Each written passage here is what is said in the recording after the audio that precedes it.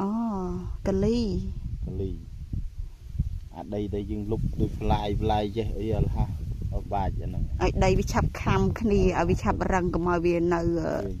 ឆាប់នេះពេក វាគាត់ថាដងរបស់ខ្ញុំបាច់វាគំនៅក្នុងខ្សែធម្មតាដូចតែគ្នាដែរមិនដឹងថាវា ឥឡូវបង បាទក្រុមហ៊ុនគេអភិសោតមែនពីសោតទេអាយុជីមិញយកកលីយកមកបាច់មកដីនេះហ្នឹងអូអាកលីនេះយើងបាច់ចុងក្រោយនេះទៅយើងបាច់ហើយជាមួយ បង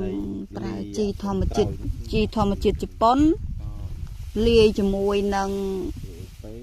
ដេអាប៉េហើយនឹងជីនេះអីគេកម្មាខ្មែរបង